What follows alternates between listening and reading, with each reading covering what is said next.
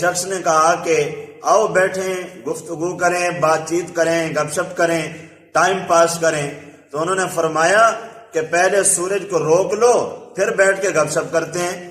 فرمایا کہ سورج تو چل رہا ہے اور گھڑی کی سوئی تو ٹک ٹک چلتی جا رہی ہے، اور ہم بیٹھ کے گپ شپ کریں، ہمارا تو یہ وقت ضائع ہوگا، اور میں اپنا 1 منٹ بھی ضائع نہیں کرتا۔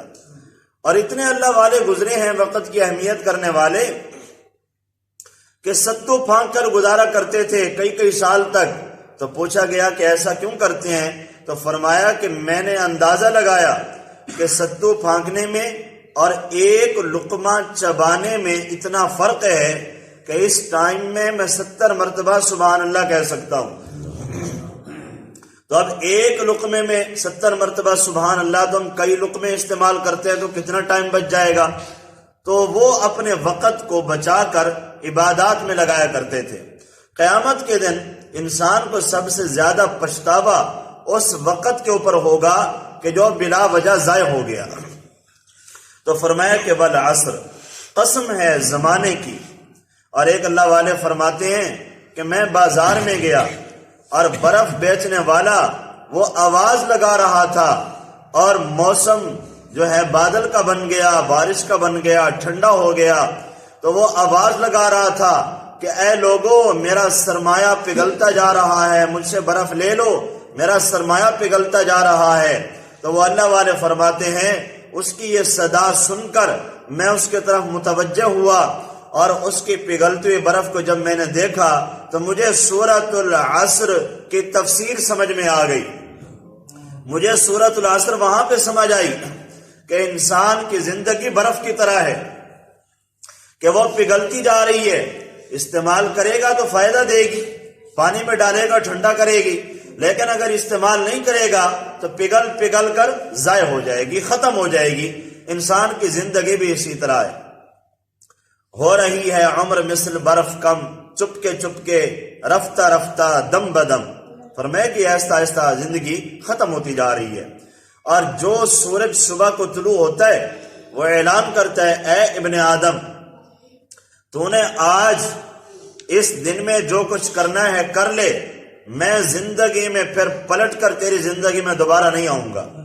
جو دن چلا گیا بس چلا گیا۔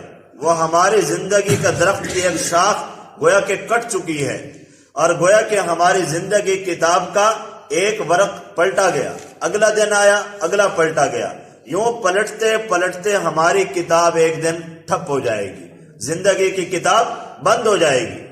اور جیسے ایک بچے کو امتحان کی تیاری کے لیے ٹائم دیا جاتا ہے کہ آپ کا فلاں تاریخ کو امتحان ہوگا، اب وہ بچہ کہتا ہے ابھی تو بڑا ٹائم پڑا، میں تیاری کر لوں گا، یوں کرتے کراتے وقت آ جاتا ہے اور اس کے تیاری نہیں ہو پاتی۔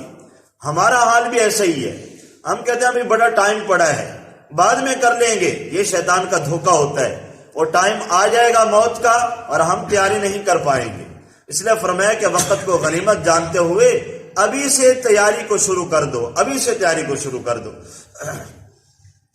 اور انسان کو جو اللہ نے زندگی کا سرمایہ دیا، اس میں جو درج کر رہا ہے، بچہ پیپر کر رہا ہوتا ہے اور استاد نگرانی کر رہا ہے، ٹہل رہا ہے، دیکھ رہا ہوتا ہے، اور وہ بچہ غلط بھی لکھ رہا ہوتا ہے اور استاد دیکھ کر ہنس رہا ہوتا ہے، مسکرا رہا ہوتا ہے۔ کیا مطلب؟ یعنی ابھی کچھ دیر بعد ہی یہ پیپر میرے پاس آئے گا اور میں نے چیک کر کے جب اس کو رزلٹ دینا ہے تب اس کو پتہ چلے گا۔ ابھی تو وہ بچہ خوش ہو رہا ہے کہ استاد ہنس رہا ہے، شاید میں ٹھیک لکھ رہا ہوں، حالانکہ وہ غلط لکھ رہا ہے۔ تو یہ ہنسنا یہ تنزیہ ہوتا ہے۔ اور ہم جو آج درج کر رہے ہیں پیپر کے اوپر، جو لکھ رہے ہیں، صحیح لکھ رہے ہیں یا غلط لکھ رہے ہیں، اسی کے اوپر پھر ہمیں نمبر ملنے ہیں، اسی کے اوپر پھر نتیجہ آنا ہے۔ تو اس لیے ہم نیک اعمال درج کر رہے ہیں اپنے نامہ اعمال میں، یا برائیاں لکھوا رہے ہیں